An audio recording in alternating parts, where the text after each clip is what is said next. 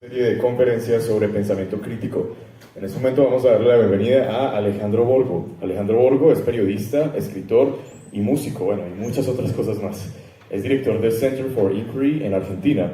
Organizó la primera conferencia iberoamericana sobre pensamiento crítico. Ha intervenido en distintos congresos como expositor en Estados Unidos, Italia y Perú. Y también dirigió la revista argentina El Ojo Escéptico. Así que vamos a darle la bienvenida, por favor, a Alejandro Borgo. Muchísimas gracias. También muchas gracias a los organizadores de este evento que me invitaron. Bueno, vamos a ver, superchería, religión y subversión de la libertad. O sea que esta ponencia está referida a la relación que hay entre la superchería y la supresión de la libertad y la religión y la supresión de la libertad. Soy director de la revista Pensar, ahí tienen la dirección, la pueden visitar y se pueden suscribir. Estamos haciendo una tarea que nos cuesta mucho, de difundir el escepticismo, el pensamiento crítico, la razón. Así que, bueno, si quieren darse una pasada por la revista, bien. La próxima.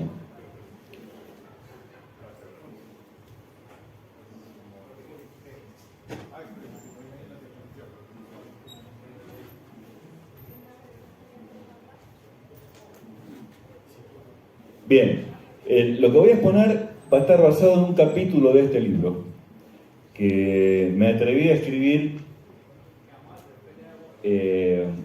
porque me interesaba el tema de la libertad. ¿Qué podemos entender por libertad? Bueno, lo voy a decir coloquialmente. La libertad es el poder de obrar o no obrar, el poder de elegir.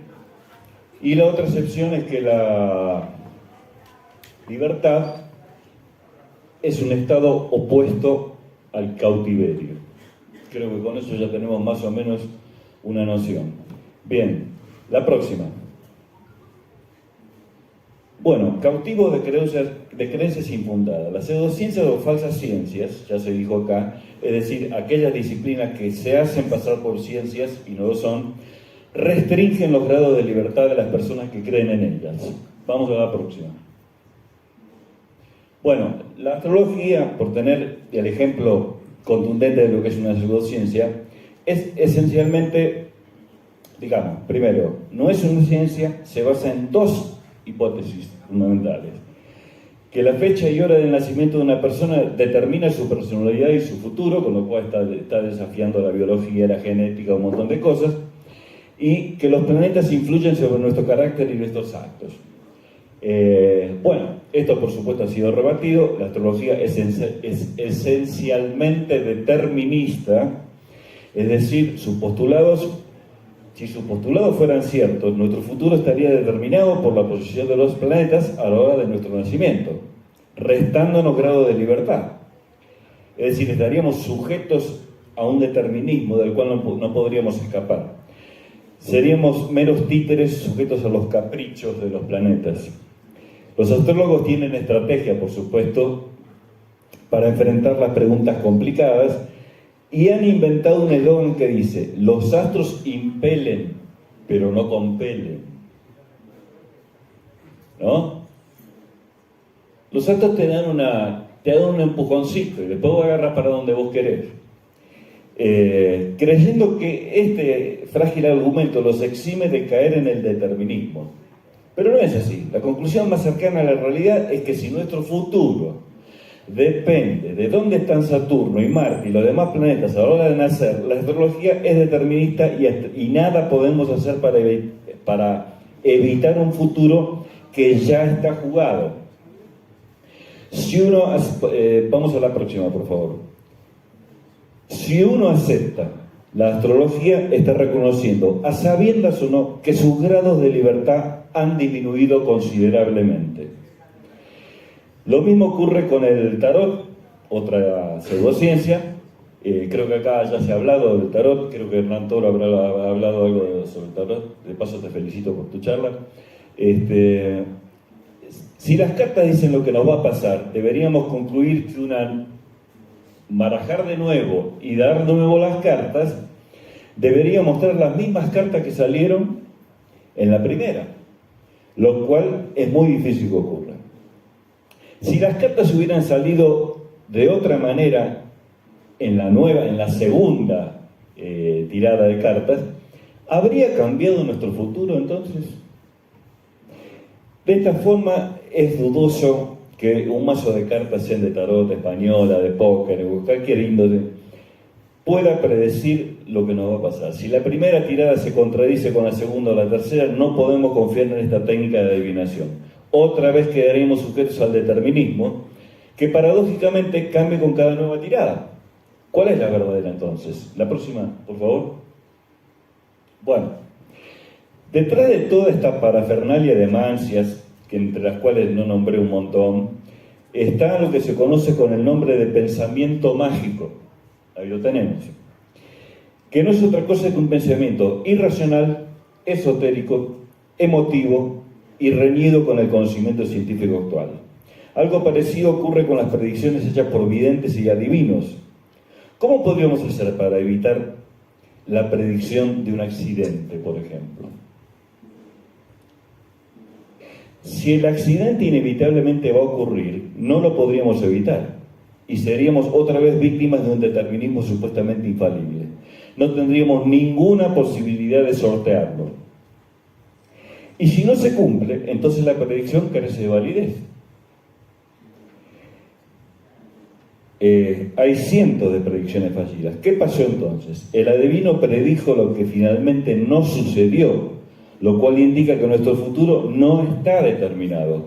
Al menos eso es lo que sugiere un análisis detallado de todas las predicciones presuntamente infalibles que no se cumplieron.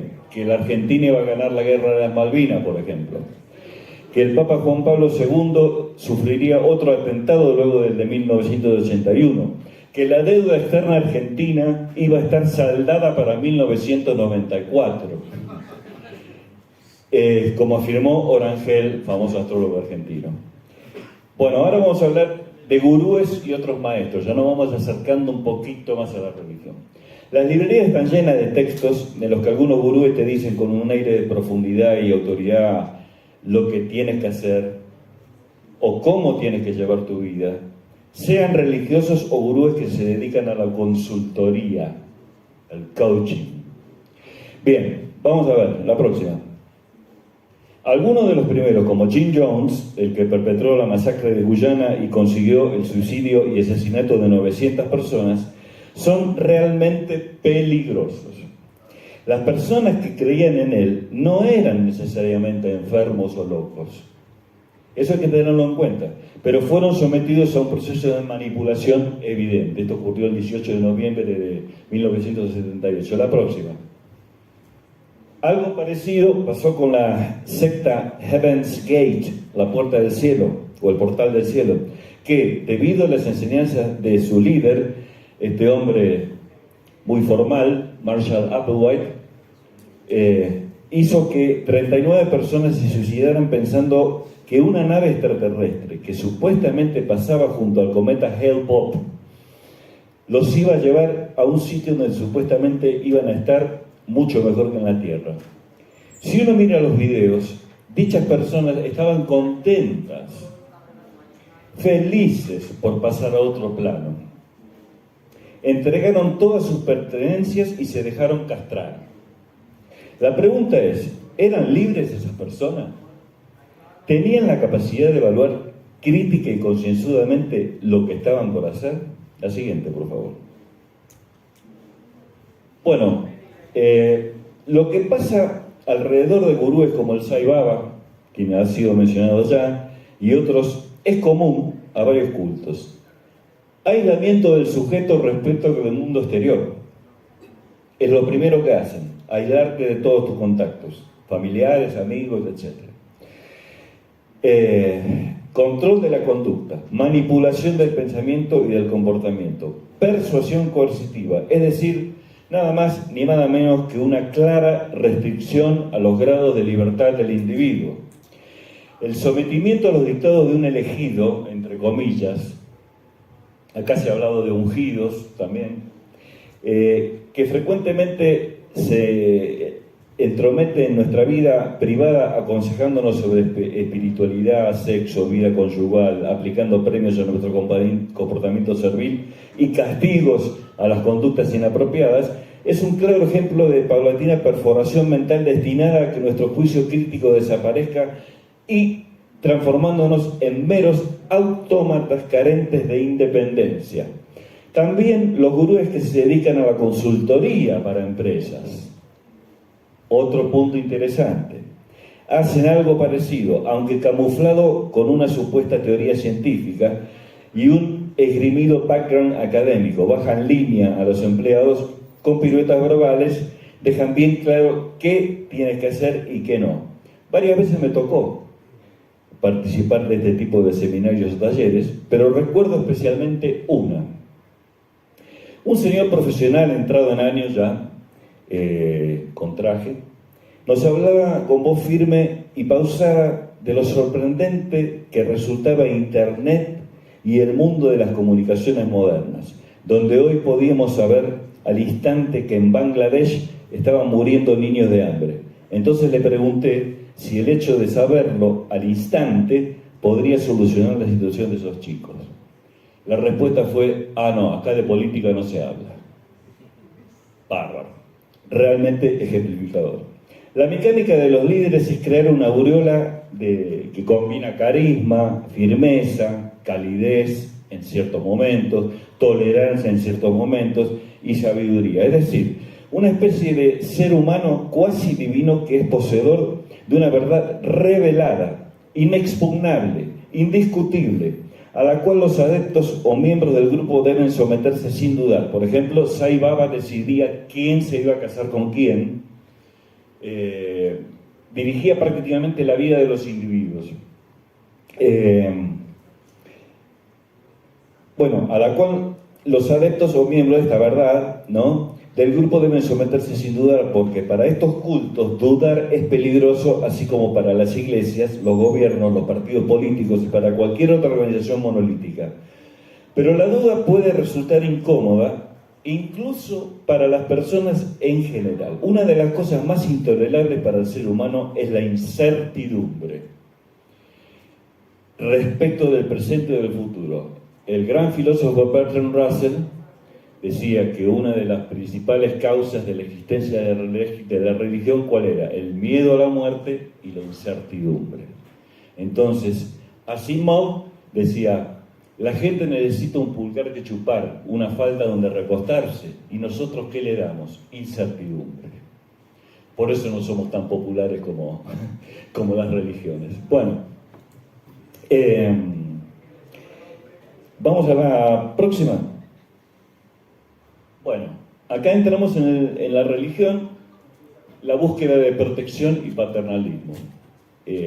Los seres humanos podemos buscar protección y paternalismo aquí en la tierra, pero también en los cielos. Así, las religiones llamadas monoteístas, como el cristianismo, el judaísmo o el islamismo, tienen como figura máxima e innegable a un Dios al que le asignan tres características: todopoderoso, omnisciente y benevolente, las cuales, si uno lee la Biblia, cosa que muchos cristianos no han hecho todavía, o no la han interpretado como quieren, lleva una contradicción. Y el principal problema de la religión, según Stephen Law, y yo lo comparto, es el problema del mal, la existencia del mal. Es decir, yo puedo entender el argumento de que no, son los hombres los que se comportan mal, son las mujeres, son las personas, bla, bla. Pero ¿qué tiene que ver que mueran 100.000 chicos en un tsunami que tienen 5 o 6 años de edad y no han... ¿Qué culpa están pagando? ¿Qué mal hicieron? Ese es el gran problema que enfrenta la religión. Bueno, entonces, todopoderoso, omnisciente y benevolente, es decir, un ser que todo lo puede, está presente en todos lados, todo lo sabe y que nos ama y quiere el bien para la humanidad entera. A juzgar por cómo va el mundo, no resulta fácil combinar lógicamente a las tres, lo que decía antes. Hay que mencionar un problema que causa urticaria a la Iglesia, que es el mal, inexplicable si sostenemos que hay un Dios benevolente. Las religiones, por así decirlo, tradicionales, tienen como base fundamental un dogma, es decir, una doctrina indiscutible, inmodificable, resistente a los argumentos tradicionales y a la evidencia contraria. O sea, estamos hablando de letra muerta. Estamos hablando de letra muerta, escrita y respetada, pero muerta. No se transforma como el lenguaje, no es algo en evolución, es algo en involución en todo caso. Y permanece inmutable por los siglos de los siglos, con algunas excepciones, ¿no? Por ejemplo, perdonar a Galileo 400 años después de lo que hizo, ¿no? Muy bueno. Hasta han perdonado a los Beatles también, por la publicación del álbum blanco. Ya dijeron, el Observatorio Romano dijeron que ya no, los Beatles ya no son más demoníacos, que ahora se puede escuchar, que le hacen linda música. Bueno, está plasmada, vamos a decirlo, está plasmada la religión en los textos sagrados como la Biblia, el Corán, la Torá. Permaneciendo inmutables eternamente, son letra muerta en el sentido de que se mantienen indiferentes a los cambios que se han producido en el mundo desde que fueron escritos. Contienen reglas morales de conducta tales como los 10 mandamientos y otras, esparcidas a través de sus páginas, sin excepción. La desobediencia a estas reglas o mandamientos traerá como consecuencia el castigo divino. De esta manera nos encontramos con la noción de pecado, que es lo que cometemos al desobedecer o violar la ley divina. La próxima. No, esta no es la próxima. No, tampoco. Antes. Ahí está. ¿Será esa? Sí. Bueno, es evidente que a lo largo de la historia las religiones y los seres humanos que ocupan cargos jerárquicos en ellas se han preocupado por infundir sentimientos aversivos en las personas: culpa, temor, miedo al castigo, fanatismo, todos los cuales nos quitan grados de libertad. Como individuos libres debemos actuar de acuerdo a convicciones propias y no impuestas compulsivamente por ninguna institución, cosa que las religiones se han encargado de prohibir o, en el mejor de los casos, advertir con amenazas el infierno, el castigo eterno, sobre las consecuencias de actuar contra las enseñanzas divinas. Por lo tanto, seguir la palabra de los textos sagrados es restringir nuestra libertad de pensamiento y de acción. Resulta llamativo que hoy día ninguno de los 7 pecados capitales, la lujuria, la gula, la avaricia, la pereza, la ira, la envidia y la soberbia, no sean considerados crímenes por la ley moderna. Pecados capitales estamos hablando. Ninguno es una contravención a ninguna ley, de nada. Y resulta contradictorio que la ira sea un pecado cuando el Viejo Testamento nos muestra un Dios esencialmente vengativo, perverso, dispuesto a desplegar su furia contra todo aquel que no le obedezca, hasta el punto de ordenar a Abraham asesinar a su propio hijo para probarlo. Es decir, hasta dónde llegaría Abraham en su lealtad hacia Dios. ¿Llegaría a matar a su hijo? Si en vez de Dios el personaje fuera un mafioso de Chicago de los años 20, que amenaza a un cliente que no le pagó con matar a su hijo, la historia resultaría más razonable. Pero en esencia es lo mismo. La búsqueda del paternalismo a través de la religión, esto es, la necesidad de tener un Padre todopoderoso que nos protegerá, nos cuidará, pero a cambio nos exigirá cosas que van contra la naturaleza humana, inmediatamente nos quita libertad. Claro, la noción de pecado está tan inmersa en la cultura que hasta cuando nos casamos, una de las premisas que nos leen en voz bien alta es que debemos prometer ser fieles. ¡Cuánta hipocresía, ¿no? ¡Cuánta hipocresía! Basta echar una mirada al complejo mundo de las relaciones interpersonales para darse cuenta de que mujeres y hombres salen y se acuestan uno con otro siendo soltero, casado, viudo, estando con o sin pareja. De ahí que haya un ensañamiento especialmente perverso respecto del sexo y la sexualidad por parte de las religiones. Pasemos a la siguiente. Bueno, Como dice el actor Al Pacino en El abogado del diablo, hablándole a Keanu Reeves, dice: ¿qué dice Dios? Mirá, pero no toques. Toca, pero no pruebes. Proba, pero no tragues.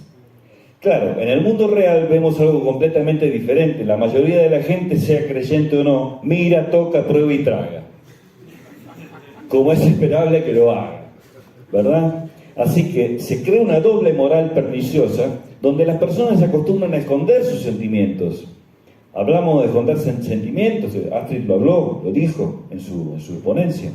Y deseos mientras se empeñan en mostrar una imagen inmaculada y dan consejos y emiten juicios sobre las acciones de otras personas, de modo que podemos establecer una suerte de ley. La próxima. Ley de la razón, hipocresía, libertad. Doble moral perniciosa. A mayores niveles de hipocresía, menores grados de libertad. Bien. Es una cadena compleja, pero toda hipocresía institucionalizada terminará en una restricción de los grados de la libertad. Pasemos a la próxima. El rol del pensamiento mágico, bueno, en la obstrucción de la libertad. Pero yo quería decir que el apego por la religión o por la pseudociencia tiene mucho que ver con la dependencia emocional, que es un patrón psicológico que incluye necesidad de que otros asuman la responsabilidad en las principales parcelas de su vida, temor a la separación de las personas, dificultades para tomar decisiones por sí mismos, dificultades para expresar el desacuerdo con los demás debido al temor a la pérdida de apoyo o aprobación, se siente incómodo y desamparado cuando está solo debido a sus temores exagerados a ser incapaz de cuidar de sí mismo y preocupación no realista por el miedo que le abandonen y tenga que cuidar de sí mismo. Es decir, la dependencia. Ahora, podemos depender de otras cosas también. Podemos depender de sustancias, adicciones a drogas, al alcohol, a lo que fuera. Nuestra vida no puede manejarse si no tenemos eso. El teléfono celular, que ruego que todos tengan apagado, nos muestra también cómo es el grado de adicción, de compulsión de la gente. Yo he visto gente cruzando la avenida 9 de Julio, que es la más ancha de la Argentina, con el semáforo en contra, mirando el celular y mandando un mensaje. Hay una dependencia emocional enorme. No nos podemos... ¿Y qué hacíamos cuando estábamos en la década del 70? ¿Qué hacíamos cuando estábamos en la década del 60? No había celular, no había internet. ¿Y cómo vivíamos? No vivíamos tan mal. El pensamiento mágico como columna vertebral de la religión, la superstición, la magia, la pseudociencia y de la astrología, al charlatanismo en política y economía, que es algo que a los escépticos nos queda pendiente, se convierte en una obstrucción para la libertad, una suerte de cadena que nos ata a lo irracional, lo esotérico y las verdades reveladas. Seguirlo a rajatabla puede costar vidas. No nos olvidemos de el Manifiesto Europeo contra las Pseudociencias, aparecido en 2020, que dice textualmente, concluye: la pseudociencia mata. No es un chiste. La pseudociencia mata.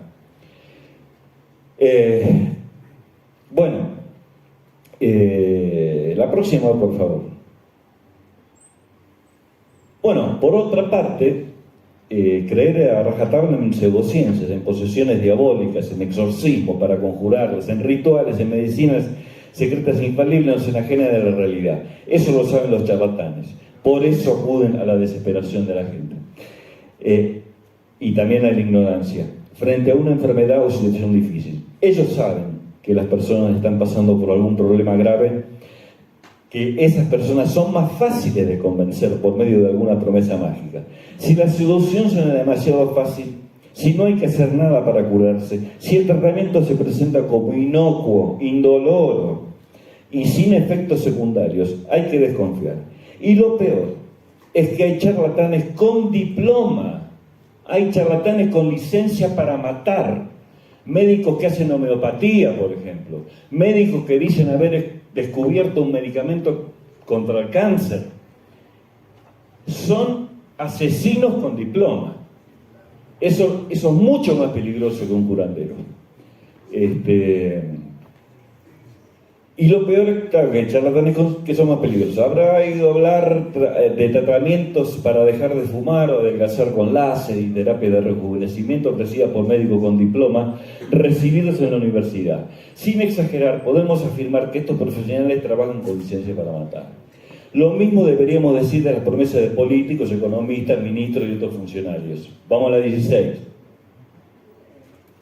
Enajenamiento de la realidad a través de conjuros, tratamientos o terapias alternativas, fanatismo, medicinas secretas infalibles. La siguiente.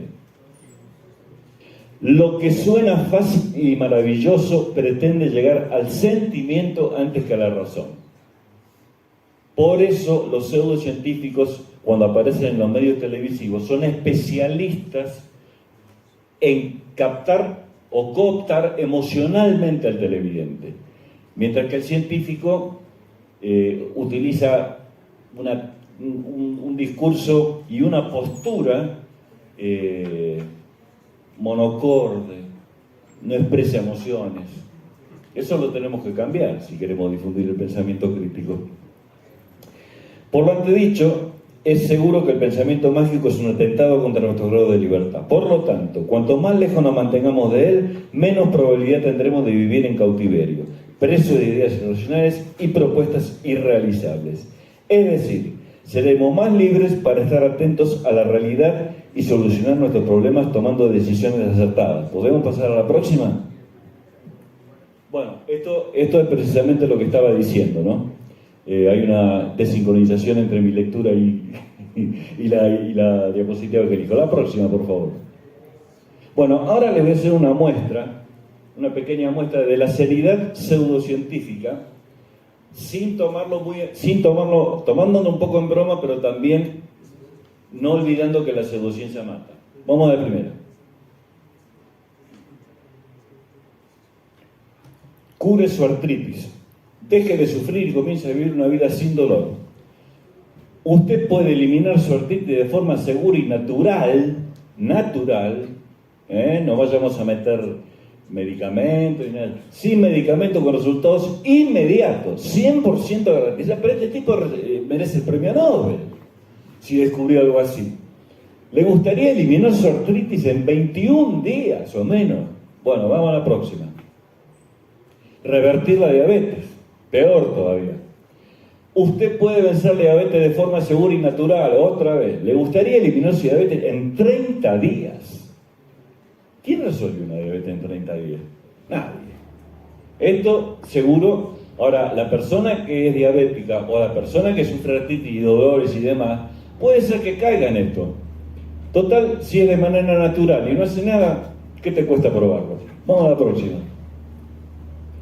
Esta es una de mis preferidas. Tus senos son tus joyas.